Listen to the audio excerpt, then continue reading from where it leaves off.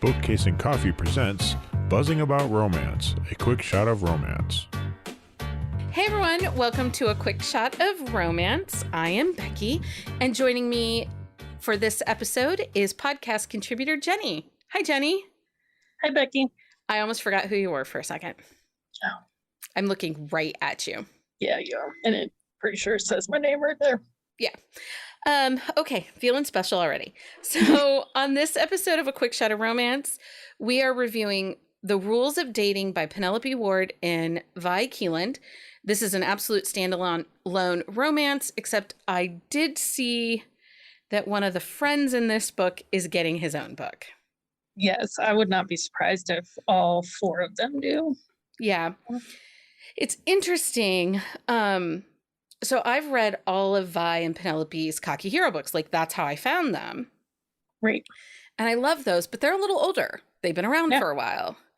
And, you know, I've read a couple others, and some were hits, some were misses. So I went into this cautiously, and we'll get all into it, but I was surprised. There was some unexpected elements to this story. Yes, I would agree. Okay, so read us the synopsis from Goodreads. From New York Times bestselling authors Penelope Ward and Vi Keeland comes a new standalone romance. It all started when I hosted a little party for a bunch of new friends. Though friends might not be the right word, since the invitees were all women I found on my boyfriend was talking to behind my back. When the guest of honor walked in, aka my now ex, things took a turn. Unfortunately, a stranger witnessed the whole blowout. I was in a mood that night and ended up giving this gorgeous guy an attitude too. As if my night couldn't get any worse, before he stormed off, he informed me he was actually my landlord. Kobe Lennon, along with three of his friends, owned the building where my tattoo shop was located. He and I were total opposites. He wore a tie, oozed confidence that came with years of women falling at his feet, and wasn't afraid to say what he wanted, which lately was me. I hated that I found myself attracted to him, especially since I was supposed to be on a self-imposed dating hiatus. Yet the two of us couldn't seem to stay away from each other. We started hanging out as friends. I even went as far as making rules for what he dubbed as our undates. But eventually our explosive attraction became too much to bear, and we broke our resolve. I let my guard down and started to really fall for Kobe. Nothing could have prepared me for the ride he took me on, and I certainly wasn't prepared for where I'd wind up when the ride was over. All good things must come to an end, right? Except our ending was one I didn't see coming. So this is a newer release. It's September 17th of 2020. This is a single dad. They have a meet cute like no one else. Opposites attract, and there's a found family element. It is a standalone. Put out percentage was 42% and then to 45%. There was some space in between. And so recently we have partnered with Lyric Audiobooks. So before we get in and talk about the book, we have an exclusive clip from The Rules of Dating from Lyric Audiobooks. This audiobook is narrated by Maxine Mitchell and Zachary Weber. And you can purchase a copy of The Rules of Dating from any audiobook retailer. So we're going to listen, and then we'll let you know what we think of the audiobook. If I'd been in the right frame of mind, I might have appreciated the humor in the scene unfolding. A 6'2", 230-pound tattooed man made a beeline for the door, running away from a 5'1" lunatic who'd just tattooed a giant pink Tinder flame logo on his arm. He was so nervous, he almost trampled a few of the Tinder bitches to get out the door. Once the last of them was on the street, I closed the door, closed my eyes, and tried to calm down. Then a man's voice sprung my eyes back open. I guess this isn't a good time, the cute narc said, the one person besides Justine and me remaining in my shop. Yeah, probably not, Justine murmured. Maybe come back another day. But I'd snapped, and it was going to take more than Caden leaving to glue me back together. I marched over to the counter with a deranged smile. No, don't go. What would you like me to tattoo on you? My voice went eerily flat. Also, for some reason, my eyes were no longer blinking. He looked a little nervous. Uh, I'm not sure. I tilted my head. No? Then let me help you. Where do you get the women you fuck behind your girlfriend's back? How about the Bumble logo? I lifted a finger into the air. Or maybe plenty of fish in the sea? That's kind of cute. A colorful little fish. Or maybe Hinge. I can probably knock an H out in 15, maybe 20 minutes. The poor guy just kept staring at me. I put my hands on my hips.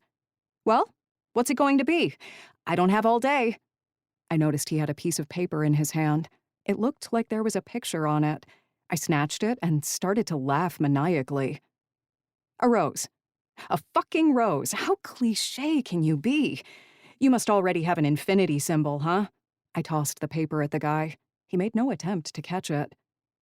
You know what? He thumbed toward the door.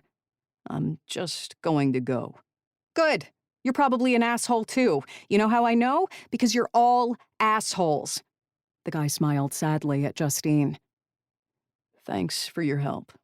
He pulled open the door, but stopped before walking through. I'm guessing you must be Billy.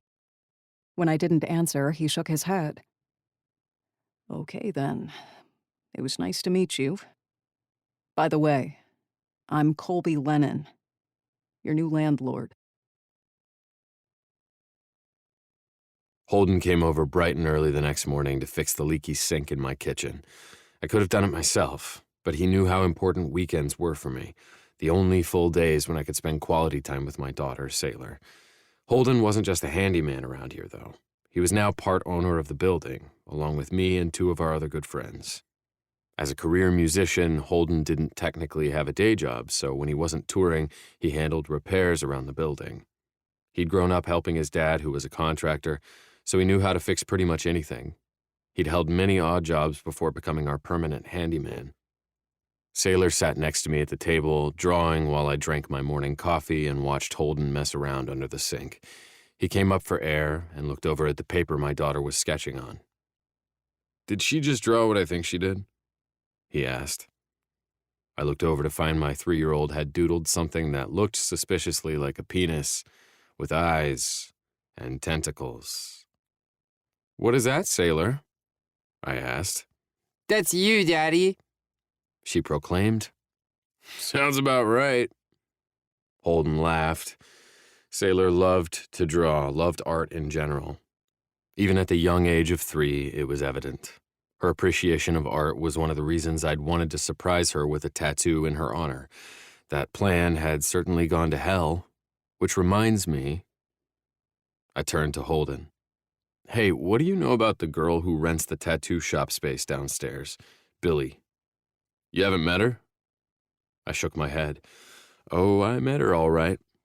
What happened?" I gave Holden the Cliff's Notes version of what I'd witnessed at the shop last night, or at least what I'd been able to decipher from the circus happening around me before I left. "Shit, I can't blame her for going apeshit on the guy. Pretty brilliant setup." I chuckled. I have to admit it was, even if I got caught in the crossfire. "But I'm telling you," he pointed a wrench toward me, "she's cool as shit. You most definitely caught her at a bad time." Yeah, well, she should have treated a customer with respect even if she was having a bad day. "What was her reaction after you told her you owned the building?" She looked shocked, but not enough to apologize. Anyway, I bolted out of there before she had the chance to say much else. Oh my gosh, that is this opening scene. So perfect. Yes. I love Maxine Mitchell. I think she is a class act and one of my favorite female narrators. Like, I really like her, but Billy's a little manic in the beginning of that book, and Maxine totally captures that manicness. That's what I was gonna say. She gets that sassiness that she has every right to have and deals with in such a hilarious way. And Zachary Weber is a top-notch, phenomenal audio actor himself, and so I expect nothing less but the best from both of them. So I totally would buy this audiobook. because it's really there's some things in it, but overall it's a really good book. So, and these two would make it that much better. I wish we got like 30 seconds before like they jumped in.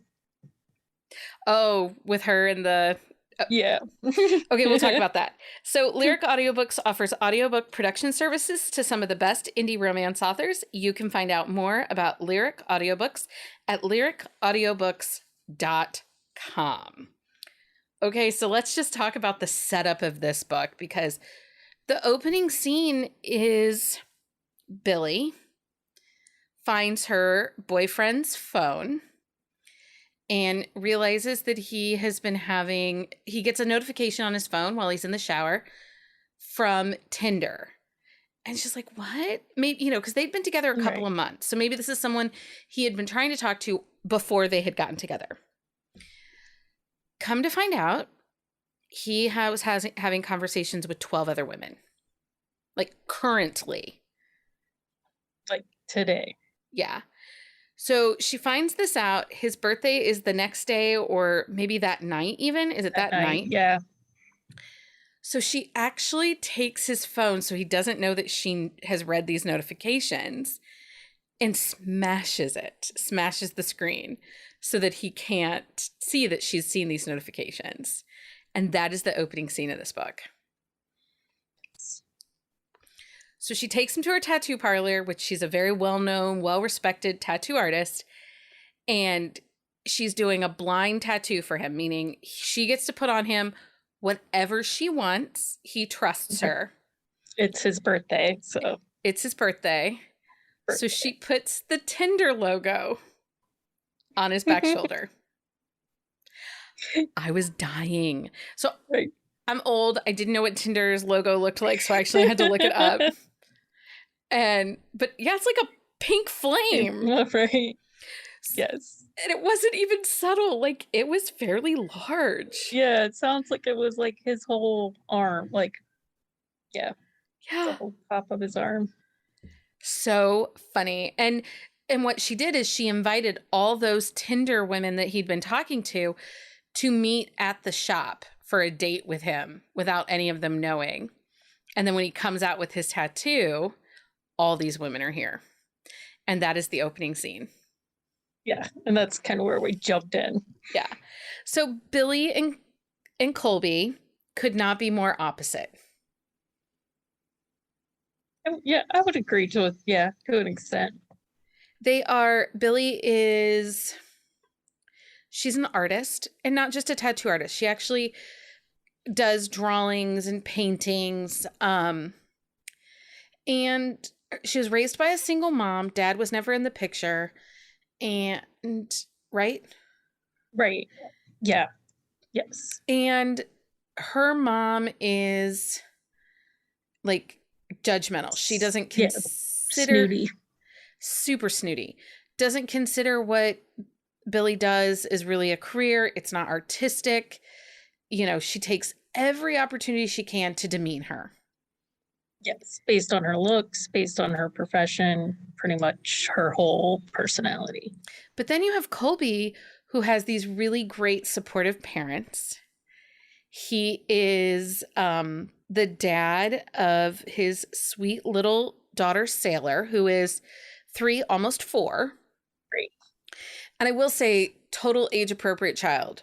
Written age-appropriately. Speech was on point for age appropriateness. Like, very well done. I agree. Yes. But Colby, has super supportive parents. He's an architect, kind of suit and tie kind of guy. Rule follower. Doesn't color outside the lines. Right. He has a past, but yes. Well, and his past is only Sailor's mom, really.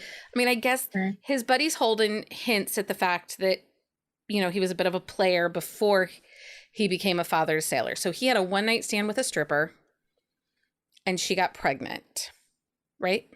Right. And then it's baby on the doorstep. Yeah. Yeah. Mom hasn't been in the picture. They can't even really find her because she has some immigration issues around her. And his dynamic with Sailor is amazing. Like, I really liked him as a dad. Yes, he has definitely, he talks about kind of like that transition period of like not knowing how to parent, but he has like embraced it 100%. And he does some really sweet things with her. There's this whole thing that, they go and see a different bridge in New York City and talk about the bridges. And, he embraces her quirkiness, and just their relationship is really sweet. I just really enjoyed it. Yes. And Billy's honest. She's not super maternal, but she takes to Sailor. And I felt like it was a really authentic dynamic. Like, that is how, you go from single carefree tattoo artist to undating somebody that is a dad. There's a learning curve. Yes. And I felt like Sailor and Billy's like relationship was like very natural in that like they have common personality traits. Like they're both like art. They're just a little quirky. Yeah. So, and there's some really great funny scenes in this book. So I don't want to discount that before we go to this other half of this. There is the Mommy and Me class that Colby takes Sailor to on Saturdays that is really referred to as his fan club by Billy, because she takes her one time. Yes. And it's like, I could just picture it. Even the married moms hit on him. Yeah. It's kind of funny. It was kind of funny. I also really liked Colby's friends. So he has 3 guy friends that they all own a part of the building, and the money they use to buy the Manhattan real estate is that their 5th friend died from cancer, and he left them some money. And now, they're trying to honor him, but also take care of each other. And Holden is a snitch. Right? Yes, they're all like very different personalities. Yeah. But Holden is the worst. Yes. So Billy's been very clear to Colby, like, she doesn't want to date. And he's like, okay, well, we don't have to date. We'll just hang out and be friends and do what they call this undating thing.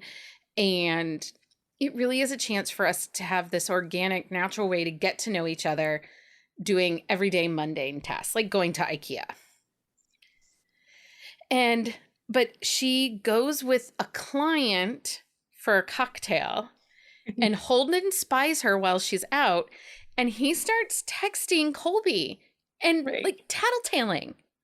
Yeah, he is definitely like, he is free with like his body and his advice and his storytelling. Yeah, he goes to Billy for a tattoo and talks about how, there was this menage, and because it happened in Billy's a building, like, but Colby also like passed out in the bathroom. He wasn't a part of the menage, and Holden's like, yeah, I'll just give you all the details. And I'm like, dude, you need to shut up because you're making it worse. But that is not the angst of this book. No.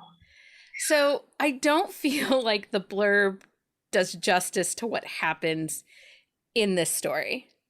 Right. I would, yes. There's definitely like a divide. Like the feel of the first half versus the second half. Yeah. Yeah. And so a year ago, Carolina and I read a book by these 2 authors, and we talked about in that book how it felt like 2 different voices. I feel like this was 2 different voices too, because, so I'm not going to tell you what exactly happens, but Sailor's mom shows back up, and she is incredibly manipulative. Yeah. And they both fall for it. And it's just a tough situation, like you said, like without saying what it is, it's kind of hard to explain, but it's really hard to know what you would do in that kind of situation. And I think they both handle it very well. They do, but it created a lot of push and pull. It created a lot of angst, but it also made it feel like there was some fractured in the storytelling. It wasn't as cohesive as I would have expected it to be. Yeah. Did you have moments where you felt like you could hear two voices, like that you felt it was very clear? Yeah, that's kind of like the first half of the book is definitely more funny, like humor, like there's definitely the sweet moments, and the second half, like I felt like, whoa. Yeah. There's a really great part in this book where Billy brings over some body paints and Sailor wants a tattoo like Billy, or they do a tiger face, and then it's later on she does a sleeve of tattoos. And I think that it was that acceptance that Billy needed that she doesn't always get in her life. Yes, I would agree. Like, I definitely like related to Billy very much because like I am like colored hair, tattoos, piercings, like, and definitely have been judged by family members based on the way I look or behave. Yeah. So this book is in Kindle Unlimited. It was a really good, solid read. There are just a couple of things that go in prepared for the angst. Right? Yeah. Yeah. Without I was kind of like, yes. I don't want to spoil it. I don't either. But it's like the blurb says, it's nothing you would expect. Yeah. It was really unexpected. It was different.